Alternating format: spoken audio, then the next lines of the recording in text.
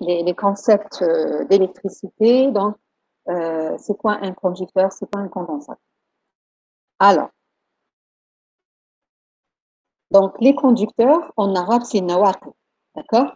Et vous savez bien que les métaux en général, hein, les substances sont divisées en trois grandes catégories. Alors, les trois grandes classes, vous avez la classe des conducteurs, nawaqil, la classe des isolants, nawazil, et la classe des semi-conducteurs, nawaqil, il y a une classe qui se trouve, une classe intermédiaire entre les isolants et les conducteurs. D'accord? Alors, dans les conducteurs, les électrons sont faiblement liés. Donc, ça, c'est une caractéristique fondamentale dans les conducteurs. Les électrons sont faiblement liés et on parle bien sûr des électrons de la dernière couche atomique, les électrons de valence, d'accord? Alors, contrairement aux isolants, d'accord? Contrairement aux isolants où les électrons sont fortement liés.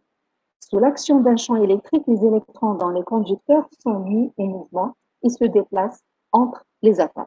D'accord? Donc, dans un conducteur, la caractéristique principale dans un conducteur, c'est que vous avez des électrons libres et qui peuvent se déplacer entre les atomes, contrairement aux isolants. D'accord? Très bien. Ces charges en mouvement sont amenées à se distribuer sur le conducteur jusqu'à atteindre un état stationnaire, puis s'immobiliser. Donc, c'est connu, c'est très connu, à l'équilibre électrostatique, un conducteur, quand il est chargé positivement ou négativement, la charge doit apparaître sur la surface externe. D'accord? Ça, c'est une propriété d'un conducteur chargé à l'équilibre électrostatique. Donc, un conducteur, il contient des électrons libres qui peuvent se déplacer entre les atomes. Et un équilibre électrostatique, si notre conducteur est chargé, ça veut dire la somme totale des charges négatives ou positives est différente de zéro, donc il est chargé, soit négativement, soit positivement, la charge doit apparaître sur la surface externe. Ça, c'est une deuxième propriété. D'accord? Alors, les caractéristiques des conducteurs en équilibre électrostatique, d'accord? Alors, la charge électrique à l'intérieur d'un conducteur à l'équilibre est nulle. Alors, si la charge doit apparaître sur la surface externe, ça veut dire à l'intérieur, si je calcule la somme des charges à l'intérieur, je dois trouver 0. Donc, à l'intérieur d'un conducteur chargé à l'équilibre, il n'y a pas de charge. Toute la charge doit apparaître sur la surface externe.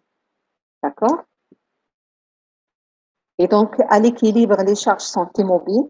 Donc, il n'y a pas de force interne. Donc, s'il n'y a pas de force, ça veut dire qu'il n'y a pas de champ électrique. Voilà. Alors, si vous représentez un conducteur qui a une forme géométrique quelconque, d'accord? Donc, E interne égale à 0. Et si le champ électrique à l'intérieur égale à 0, ça veut dire que le potentiel, il est constant. D'accord? Le potentiel est constant dans le conducteur. Donc, par conséquent, V est constant à l'intérieur. Vous pouvez la démontrer. Donc, on n'a pas besoin de... Donc, la démonstration, ça, c'est d'accord? Je vais vous envoyer le cours et vous regardez la démonstration à tête reposée. D'accord? C'est qu'à l'équilibre, il n'y a pas de champ électrique à l'intérieur. Le potentiel électrique à l'intérieur est constant. La répartition de toutes les charges donc, se trouve à l'extérieur. Si le conducteur est chargé, donc la charge doit apparaître à l'extérieur. Alors maintenant, si vous avez un conducteur creux, en équilibre, creux, kiff-kiff. À l'intérieur, le champ est égal à 0, le potentiel est constant. Et sur la surface externe, la charge doit apparaître. D'accord? Donc, ça, c'est des applications concernant le conducteur. D'accord? Des applications qui sont très connues. D'accord? Donc, vous pouvez la démontrer en utilisant le théorème de Gauss. Alors, par le théorème de Gauss, je peux montrer, déterminer le champ électrique à l'extérieur d'un conducteur juste au voisinage immédiat. Alors, si je relais entre deux conducteurs le pouvoir, on appelle ça pouvoir des points. Ça veut dire que la charge s'accumule sur la surface qui a la plus petite rayon. D'accord? Ça, on peut la démontrer avec des applications. Capacité d'un conducteur. La capacité d'un conducteur est liée à sa charge et son potentiel électrique. D'accord? Alors, les définitions, moi, je vais passer directement à l'expression finale. Alors, le plus grand conducteur qui existe est la Terre. Donc, la capacité, c'est, vous voyez, donc c'est 700 microfarades. Et donc, la capacité, c'est Q sur V. D'accord? L'expression de la capacité, regardez, de C, capacité propre du conducteur, c'est le rapport entre sa charge et son potentiel électrique. Q sur V, ça nous définit la capacité. D'accord? Alors, l'énergie maintenant d'un conducteur en équilibre, vous devez les connaître. Vous devez connaître la capacité, comment je la calcule, et comment je calcule l'énergie interne d'un conducteur en équilibre. Alors, son énergie interne est donnée par la relation, d'accord? Vous connaissez ces relations-là. Donc, le potentiel, c'est Q sur C. Là, on sait que la capacité, c'est Q sur V, donc V, c'est Q sur C. Alors, et comme il y a une relation entre l'énergie potentielle et le potentiel, d'accord? Le potentiel, donc, regardez, l'énergie d'un conducteur, l'énergie, c'est W, c'est 1 demi Q au carré sur C, d'accord?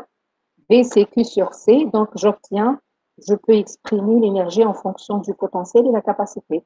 Donc, c'est 1 demi C V au carré, d'accord? Voilà. Maintenant, les condensateurs. Pourquoi les condensateurs? Parce que les condensateurs, dans sa production, c'est un ensemble de conducteurs. D'accord? Un condensateur, c'est un ensemble de conducteurs électriques qui sont en influence électrique.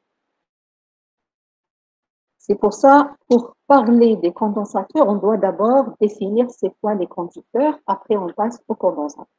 Alors, la définition la plus simple, on dit un condensateur est un système de deux conducteurs en influence.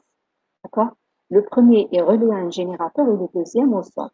Donc, vous avez un conducteur chargé positivement, un conducteur chargé négativement, qui sont en influence totale. En influence totale, ça veut dire que la même quantité de charge positive, on sur l'autre conducteur, mais avec un signe différent. D'accord? Les deux, qui sont en influence totale, ils ne forment ce qu'on appelle un condensateur. De l'ABS, c'est le moukatif. D'accord? Un générateur, OK. Voilà. Vous avez le schéma suivant. Donc, il y a deux conducteurs sphériques. Donc, on a comme une influence partielle, hein, comme les phases qui sont en regard, qui sont en influence, donc, une dans la même dimension, un conducteur chargé lié au sol et l'autre lié au générateur. Donc, générateur, donc, il va charger le premier conducteur positivement et l'autre qui est relié au sol, il se charge négativement. Et donc, par influence, les charges positives attirent des charges négatives. Ça, c'est connu. Et donc, on trouve donc deux surfaces qui portent deux charges égales et opposées en signe. Alors là, on peut dire que l'ensemble, les deux conducteurs ne forment ce qu'on appelle un condensateur. D'accord? Et un condensateur, la même chose, il a une capacité, il a une énergie interne, il a un potentiel et il a une charge. D'accord? Alors, la charge du condensateur, c'est Q, et donc égale QA en valeur absolue, égale QB en valeur absolue. Donc, vous voyez QA et QB en valeur absolue sont égales. Et donc, la valeur algébrique, la valeur absolue, ça nous définit la charge du condensateur. D'accord? Ensuite, voilà comment je le représente dans un circuit électrique. Alors, son schéma, donc entre deux points A et B, vous avez deux armatures, d'accord? Une armature chargée positivement et l'autre armature chargée négativement, et qui portent la même quantité de charge, une positive et l'autre négative. Pourquoi la même quantité? Parce qu'il y a un phénomène d'influence totale entre les deux. La même quantité positive attire la même quantité, mais avec un signe différent négatif. D'accord? La capacité du condensateur, alors c'est quoi? C'est la différence. Donc, c'est la charge du condensateur divisée par le potentiel du condensateur. Et le potentiel du condensateur, c'est la différence de potentiel entre les points A et B. C'est pour ça qu'on a écrit VA moins VB. Donc, le rapport Q sur VA moins VB, ça nous définit une capacité qui est la capacité du condensateur. D'accord? L'énergie emmagasinée dans le condensateur, W, c'est 1 demi QV. Alors, vous allez me dire, madame, pourquoi le 1 demi? Alors, c'est QV, d'accord? Q, c'est la charge du condensateur, V, c'est la différence de potentiel du condensateur, il y avait A moins VB. Alors, pourquoi le N demi? Vous allez me dire, sa charge est Q.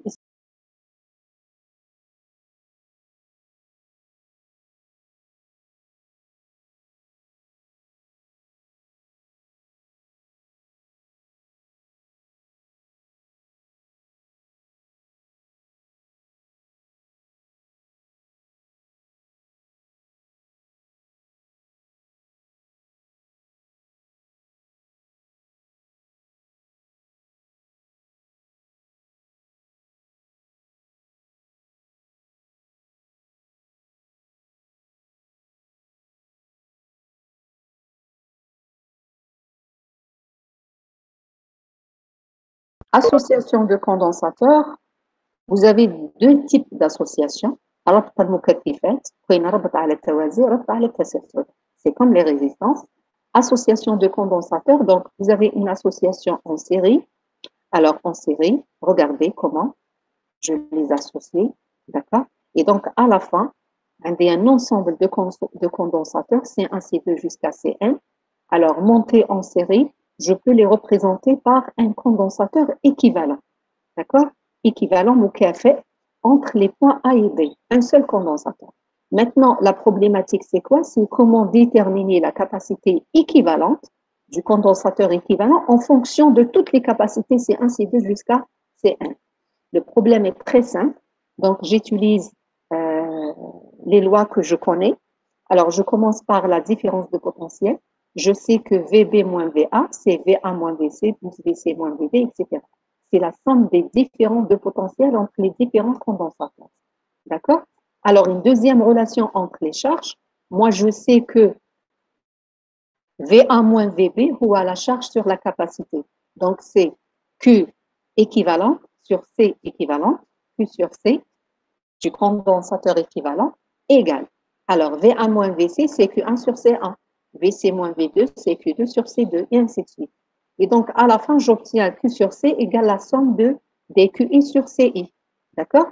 Alors, autre chose, je sais que les condensateurs montés en série ont la même charge. Ils doivent avoir la même charge par phénomène d'influence. D'accord? Par phénomène d'influence.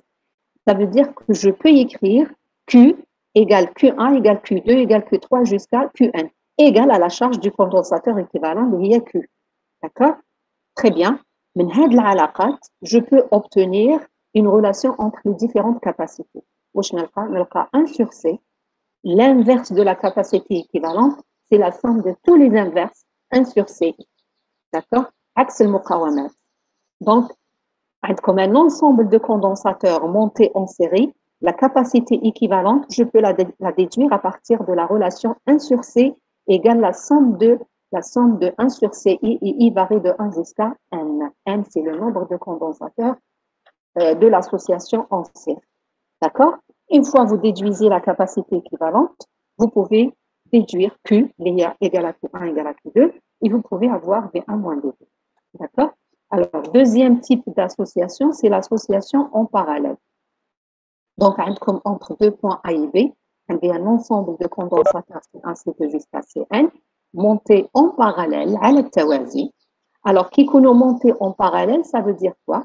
Ça veut dire que le potentiel est le même, VA et VB.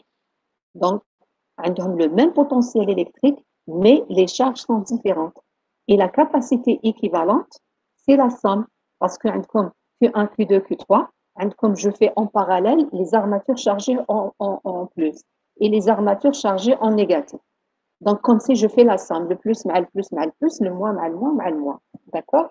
Et donc, à la fin, j'obtiens une capacité, une charge très importante liée à la somme de toutes les charges. Q égale à Q1 plus Q2 jusqu'à Qn. Donc, إذا حبيت أنا نكبر la charge d'un condensateur équivalent, واش ندير؟ لازم ندير une association en parallèle.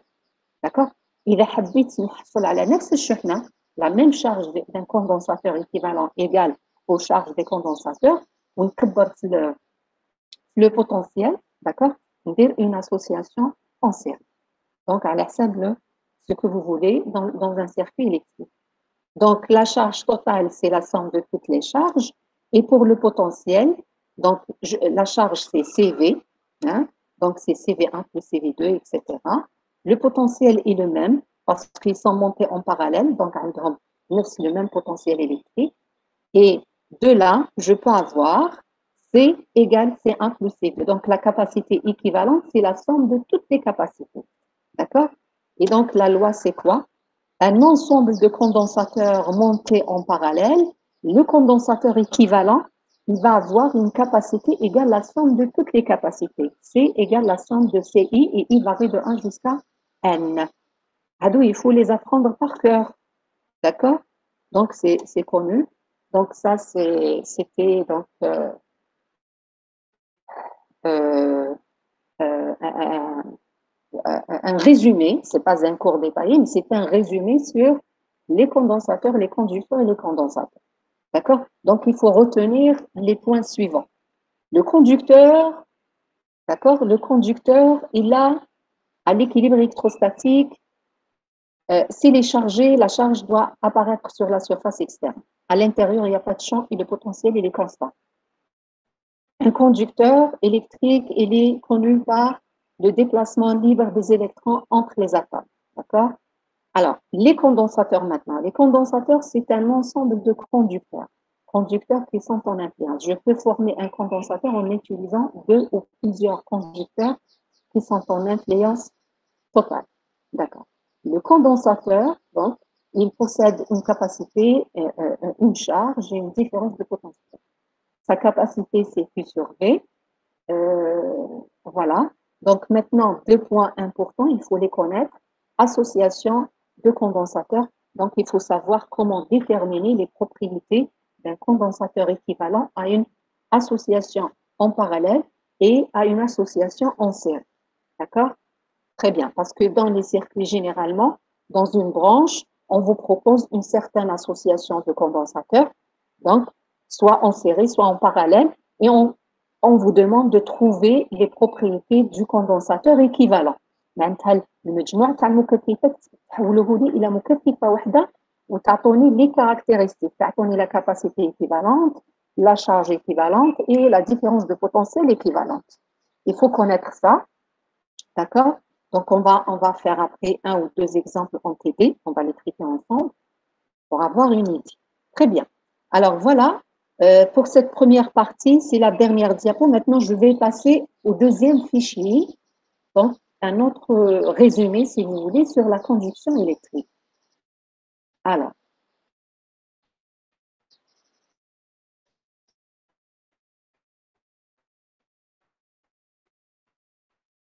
donc c'est la présentation 4.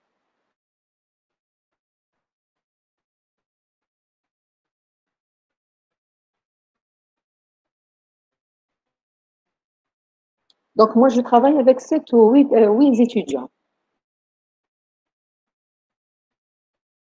Donc, s'il vous plaît, je vais...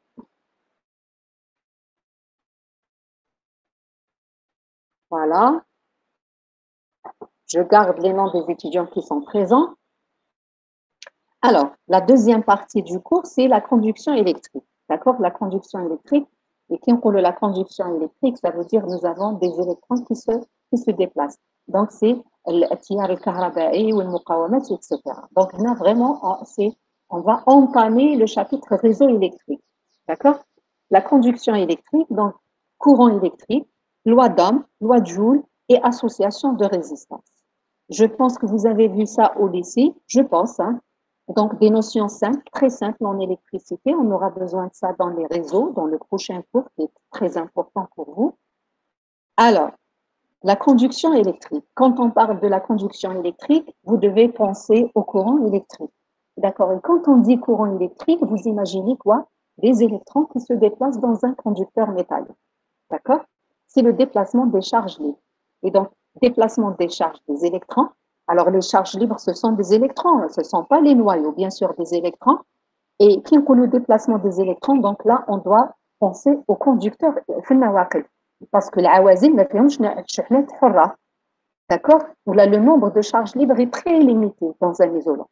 Donc, c'est les conducteurs dans lesquels on peut avoir un déplacement des particules libres, des charges libres qui sont des électrons, Et on peut parler de la conduction électrique.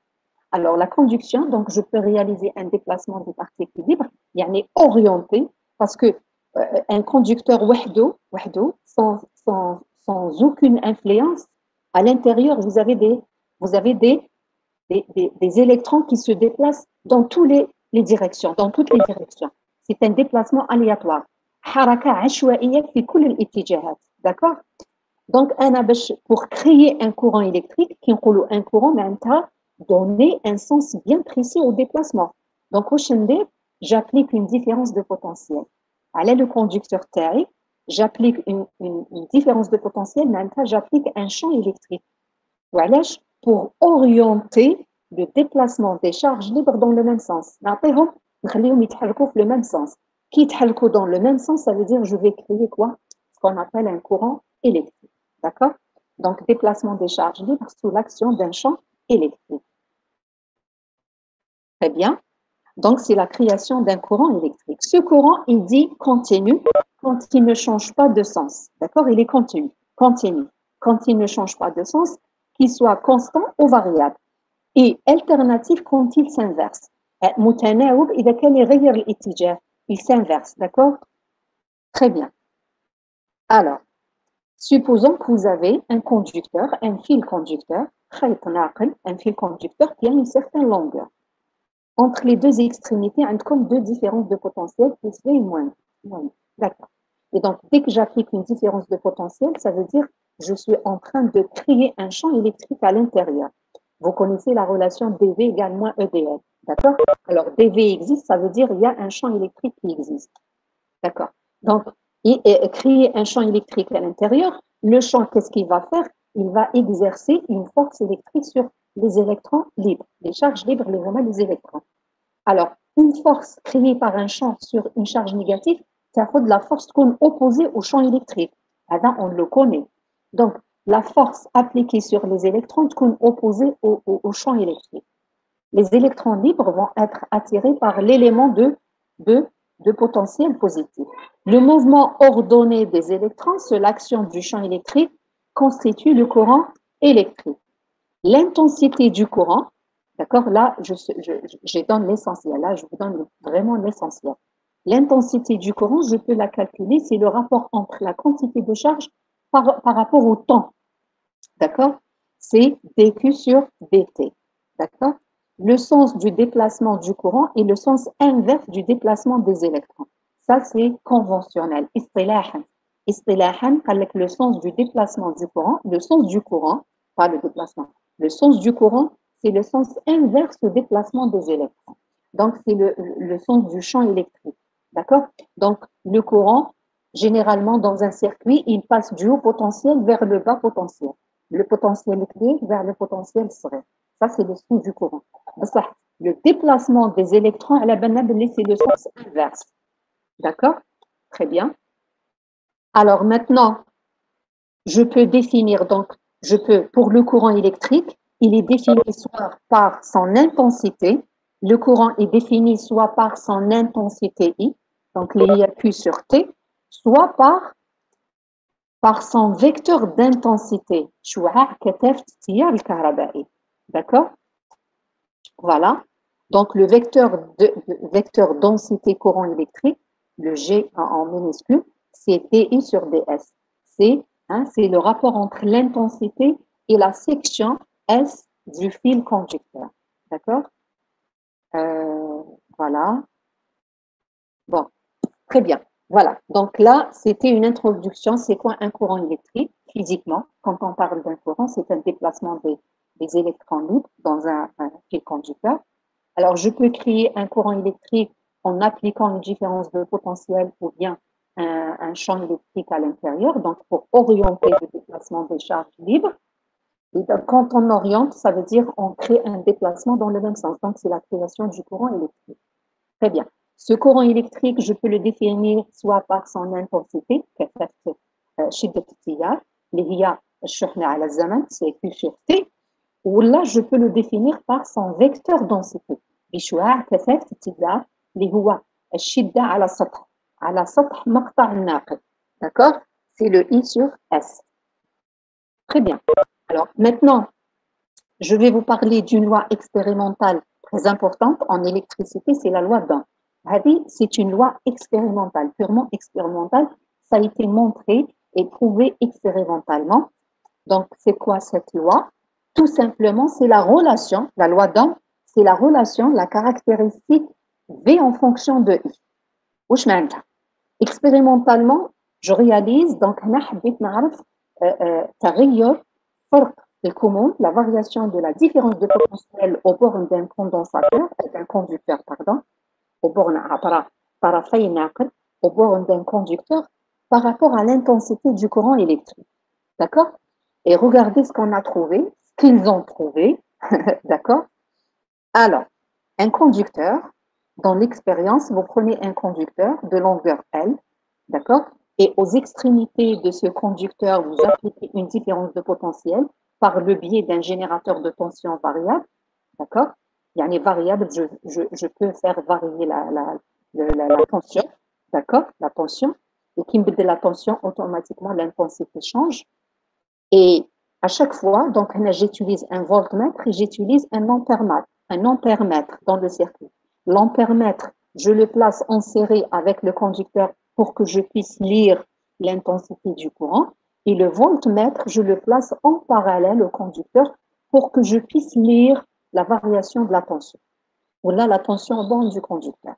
Et je trace la caractéristique V en fonction de I. Et bien, la courbe V en fonction de I a une droite. Regardez la droite. Donc, et de là, à partir de là, donc la pente de la courbe U en fonction de I, U c'est V, c'est la tension en borne du conducteur, et le I c'est l'intensité du courant qui traverse le conducteur. Et donc la pente est constante. Il y a delta U sur delta U sur delta I. D'accord? Alors cette pente, elle est constante. La loi d'Ohm est une loi physique empirique, expérimentale, qui lie l'intensité du courant électrique I traversant un dipôle électrique à la tension V, assez bas. D'accord? Et le rapport entre cette tension et l'intensité du courant est constante. D'accord? Le rapport est constant. Cette constante est appelée résistance. Donc, c'est la loi d'Ohm. Ohm a montré que le rapport entre V et I, V sur I, est un terme constant. Pour le même conducteur, bien sûr. Et donc, la constante, c'est une résistance. C'est la résistance d'un conducteur électrique. Et elle est constante. Bien sûr, chaque conducteur a sa résistance R.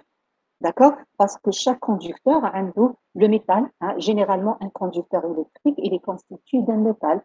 مصنوع من معدن معين وكل معدن عنده المقاومة تاعو الخاصة به. OK? Bon, هادو دخلوا في les caractéristiques, les propriétés du métal. Très bien. Et donc, le conducteur, donc, il possède une propriété constante liée à la résistance, où la résistance, par définition, c'est le rapport entre V sur I. Donc, comme un conducteur, la tension au bord du conducteur et l'intensité du courant qui la traverse, le rapport V sur I, il vous définit la résistance du conducteur, c'est R. Son unité, c'est le ohm, bien sûr, d'après le Ohm qui a trouvé, qui a montré cette loi expérimentale. Donc, c'est le Ohm. Alors, tout conducteur obéissant à cette loi est appelé conducteur ohmique. D'accord? Voilà. Conducteur obéit à la loi d'Ohm. Alors, c'est quoi la loi de Joule maintenant? La loi de Joule. Alors, c'est simple. Alors, si vous avez un conducteur de résistance R parcouru par un courant électrique I, les électrons mouvement interagissent avec les atomes, d'accord? Parce que les électrons dans un conducteur, ils ne sont pas seuls. Les électrons du mouvement, les électrons du courant, ne sont pas seuls. Ils se trouvent avec des atomes, des ions positifs. Donc, ils sont en interaction avec ces atomes ou là avec ces ions positifs, plus précisément. D'accord? Et donc, Q, c'est la quantité de charge qui traverse le conducteur. L'atome constitue une résistance, un frein, d'accord? C'est un obstacle. L'atome constitue un obstacle, une résistance à leur déplacement, d'accord? Alors, donc, il y a toujours une perte d'énergie sous forme d'énergie thermique.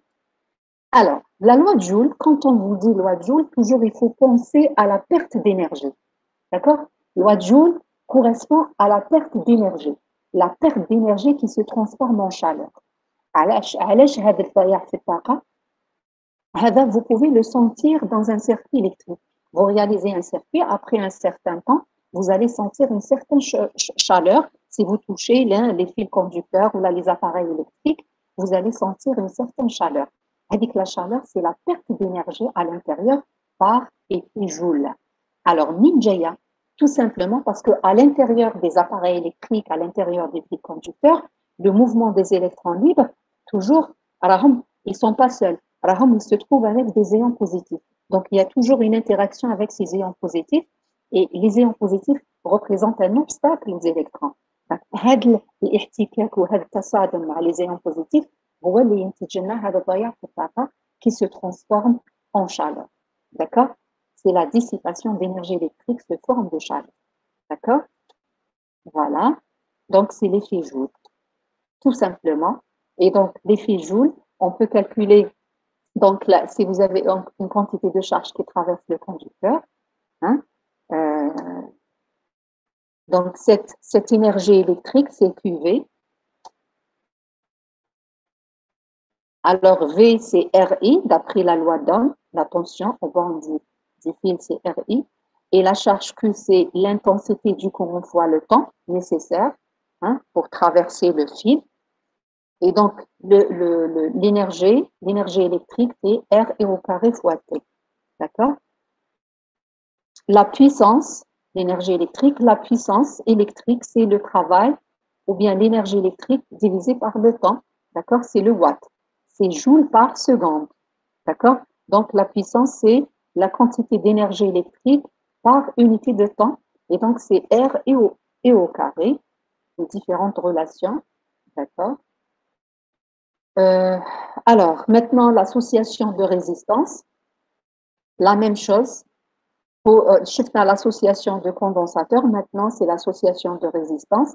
Donc, comme plusieurs conducteurs, hein, qui sont montés en série. Donc, un des deux types d'associations, soit en série, soit en parallèle. D'accord? Alors, en série, donc, comme les résistances R1, R2 jusqu'à Rn, l'association, je peux la remplacer par une seule résistance.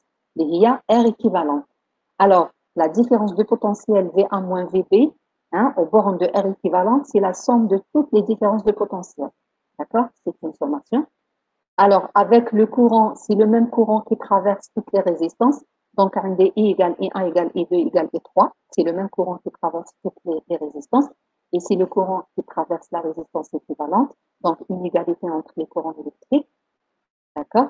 Et je peux exprimer les potentiels en fonction de RI en utilisant la loi de d'Ohm. Donc, VA moins VC, c'est R1 et 1. VC moins VD, c'est R2 et 2, ainsi de suite. Et donc, après simplification, je peux montrer facilement que VA moins VB, c'est quoi? C'est la somme de tous les potentiels RI fois I. D'accord? Et de là, j'obtiens la résistance équivalente. Ça fait R équivalente à une association en série de plusieurs résistances, c'est la somme des résistances. D'accord? Axe les condensateurs, axe les multiplicatifs. D'accord? Pour les résistances, une association en série, la résistance équivalente, c'est la somme des résistances. D'accord? Alors, regardons maintenant l'association en parallèle. Alors, l'association en parallèle de plusieurs résistances ohmiques. D'accord? La résistance équivalente, ça sera. Donc, c'est quoi les propriétés? Le courant total qui va traverser R équivalente, c'est la somme de tous les courants. Parce que en parallèle, c'est la somme E1 plus E2 plus E3, etc.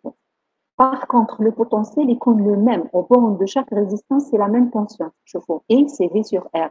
Et E1, c'est V sur R1. Et E, c'est V sur... Le potentiel est le même. Et donc là, regardez, j'exprime le I1 par V sur R1, etc. Je fais sortir le V en facteur. Et à la fin, j'obtiens quoi? Une relation entre les différentes résistances. Donc, association de résistance en parallèle, la résistance équivalente, je la calcule à partir de cette loi en rouge, يعني 1 sur R équivalente, c'est la somme de 1 sur RI et I varie de 1 jusqu'à N. D'accord? Voilà, ça c'est connu, vous la connaissez. Alors, donc, on a un exemple d'application. Je fais l'exercice 3 de la série. عندكم plusieurs associations, comme association en série et association en parallèle. شوفوا, alors là, il vous demande la résistance équivalente. Il y a comme la résistance équivalente RAB, RAB, et il vous demande de calculer la valeur de R1. Regardez, de R1. يعني il pose la question d'une autre manière. Très bien. معليش نتوما خرجوا les relations possibles, toutes les relations possibles, on va vous simplifier. Hein. Ça revient au même, c'est le même problème. Alors, je regarde comme association en série, je fais, en série, donc la résistance équivalente, c'est la somme. C'est la somme. On va dire voilà, c'est la somme.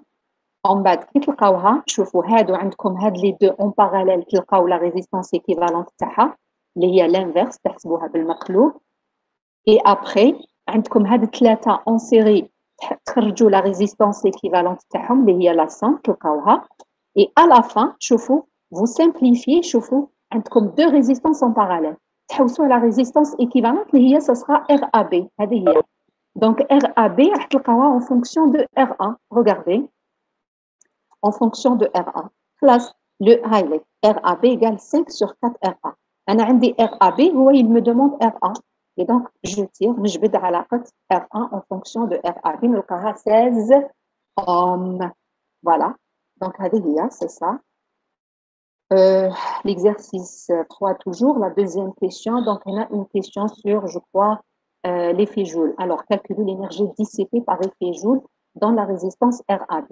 Alors, dans la résistance RAB, alors par effet Joule, l'énergie dissipée, c'est la résistance, soit le courant qui traverse la résistance au carré, soit le temps. On voit qu'elle compte pendant 5 minutes. Donc, pas comme le temps, comme RAB, il faut chercher le I. Alors, le courant qui traverse, il faut le chercher. Comme la tension, la différence de potentiel, comme la résistance, comme le temps. Donc, l'énergie dissipée, la loi RAB et au carré fois T. D'accord? Voilà, ça c'est un autre exemple. Un autre exemple. D'accord? Sur l'association de résistance. Regardez. Les résistances en parallèle. On va نحسب en série. نقولوا عندي deux en série. Et à la fin, يقعدوا لي deux résistances en parallèle. نحسبهم. Vous voyez? C'est très simple. Voilà. هذا نبعثه لكم هذا الفيشي نبعثه لكم فيشي PDF. Voilà pour le courant. Je pense que c'est détaillé et en couleur. Voilà. C'est un entraînement pour vous. Vous avez la solution. Anna, je vous demande de s'entraîner. D'accord? Une question sur la puissance dissipée par effet Joule. Donc, la puissance mainta pendant 1 minute, 1 seconde par unité de temps. Voilà. Voilà, j'ai fini le cours d'aujourd'hui. Donc, je vous ai fait donc, la conduction. Donc, on a défini, je vous ai parlé des conducteurs, les condensateurs, association de condensateurs, la conduction électrique, je la loi d'Ohm, la loi de Joule, l'effet Joule, ou association de résistance. Donc, voilà, j'ai fait le cours d'aujourd'hui. Il va tout le compte chez PDF. Donc, il y aura le dernier chapitre, les réseaux électriques. C'est un chapitre très important. Donc, s'il vous plaît, il faut assister, il ne faut pas rater le cours, il ne faut pas rater le TD aussi. Des applications très intéressantes. Est-ce qu'il y a des questions avant de terminer?